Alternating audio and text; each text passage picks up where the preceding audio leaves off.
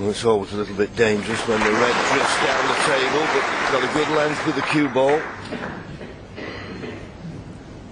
And even if Stephen could get past the brown to this red in the middle of the table, it could cut in the right middle, but sorry, the left middle, but he'd be running into other reds. It'd be a very dangerous shot to play. I've got to ask you, John, why is it at the Masters, some of our viewers and listeners here will remember us saying that the break-off's becoming extinct because you're always leaving a shot to nothing every single shot. We've come here to Sheffield, we're playing on the same table, the same cloth, virtually the same balls and that, and hardly ever have we seen the shot to nothing being left off the break. Well, I think the players, but because we've been talking about it so much, and of course there's nothing worse than breaking off and leaving your opponent a pot on, so they've probably been working on it in practice, how to get the break off. I know Ronnie's been working very hard at his break-off shot. Is that the reason maybe he plays it left-handed, because he feels he can get wider off the break? Well, that's what he said to me. He said, for some reason, he said, and he doesn't know why, but if he plays it left-handed, he feels as though he gets a little bit more right-hand side and swings it a little bit wider. What a choice to have. Stephen's forced to take this on here. This is dangerous. Couldn't see a safety. He knew it was risky.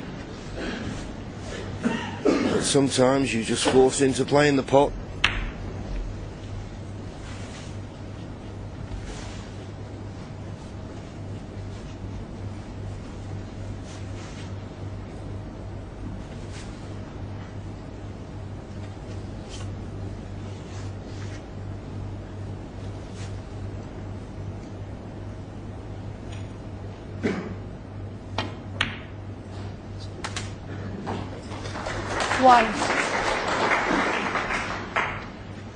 Well, Stephen, as John mentioned, was forced into playing that pot, and you know that if you give Ronnie half a sniff the way he's playing this morning, he's going to score heavily. Every frame this morning he's scored 40 or above. That's been his lowest break, 44 in frame 10. Everything else has been 93, 87, 57.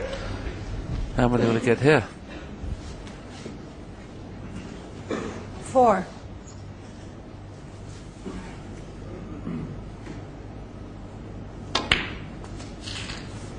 5.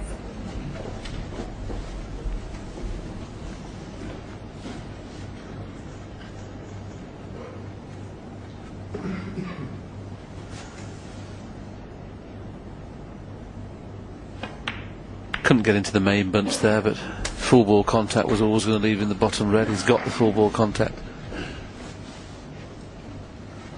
12. Because he's now getting rid of this red, going into the bunch now is not really 13. advantageous, so he'll be playing for a loose one.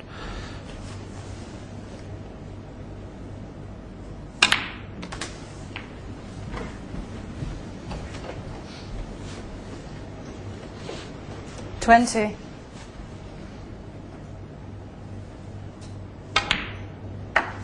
21.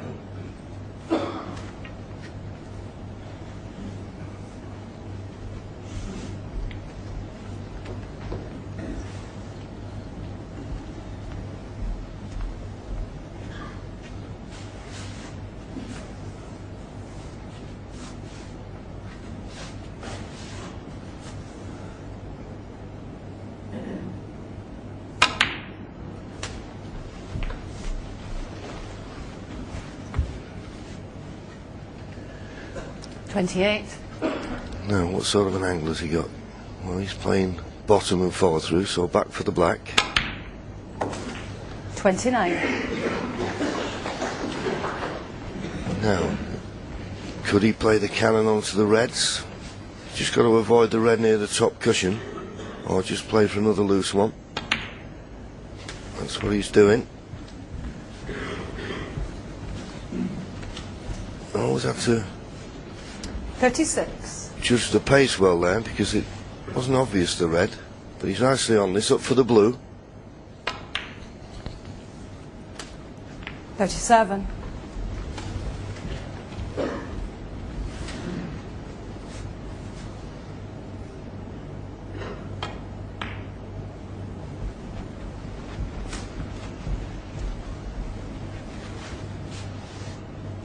42.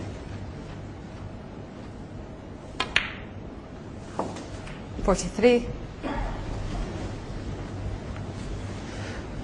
That's exactly where he didn't want to finish. That's why he's taking the pink now, because he can't get onto that red. Playing the pink, of course, means that red's going to be available that's loose. This is the key shot now, the next one. Position on 3/4 ball pink into the middle to open the reds, or half ball black to go into them from one cushion into the reds. Just coming around to look whether the value is to play the 3/4 ball pink. From this instance, I think that's the best value, because you'd be pushing a red over the left-hand corner and possibly over the right-hand corner if you play the pink 3/4 ball. So you've got to look at these kind of things, where the reds are being pushed to. And that's the reason he's left the 3/4 ball pink. So the one on the extreme left of the bunch will be pushed towards the left, and he'll be hoping he pushes one over the right as well. Not worked. He may have the top one. Didn't quite have the angle he wanted to. Just keep an eye on them. Just got him. I thought that red had slowed down. He'd probably hit it a fraction hard.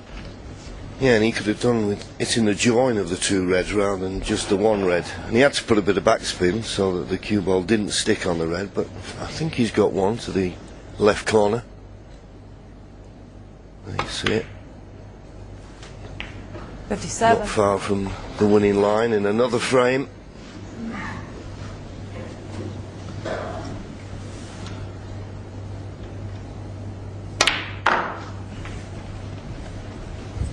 Stephen Hendry led 4-1. 61. Could be 8 in a row. Has he got an angle on this red? Just enough. 62. And just slotting them in as though they're over the pocket. That was a difficult shot made to look ridiculously easy.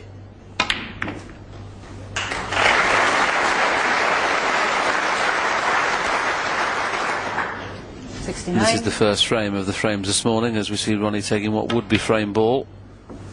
70. So Stephen Hendry hasn't really had a chance in this frame. So it doesn't hurt as much when you don't have a chance, but obviously the reason it hurt a little bit more this morning because that's 5 on the trot. A total of 8 on the trot since he was 4-1 in front. 77. 78. And the nature of the game, Ronnie O'Sullivan broke off. Stephen couldn't see a safety, was forced into playing a long pot, didn't get it, 54. and that's it. So as we say, no matter how good you are, when the other man's at the table potting balls, you can only watch.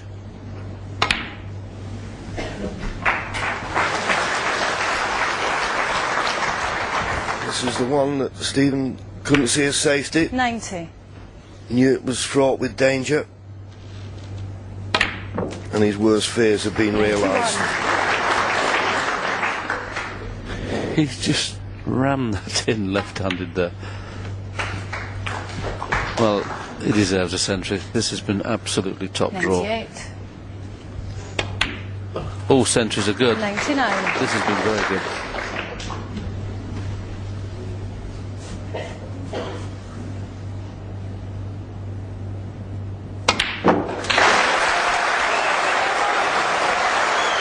And there you go. And why wouldn't you applaud that? 106. His 8th century 108. of the tournament.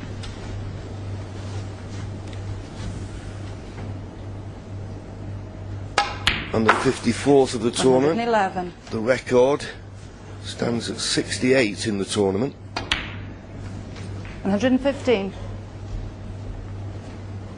It's not certain to be beaten. At the start of the tournament, a lot of talk 120. whether it be 60 or above or less. I think 60 will be beaten.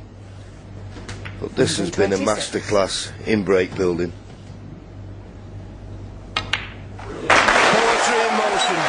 Absolutely superb. Stephen Hendry, nothing anybody could do about that. Good break off from Ronnie. Stephen made a mistake. Ronnie clears up 133. A magic moment. He now leads 9-4.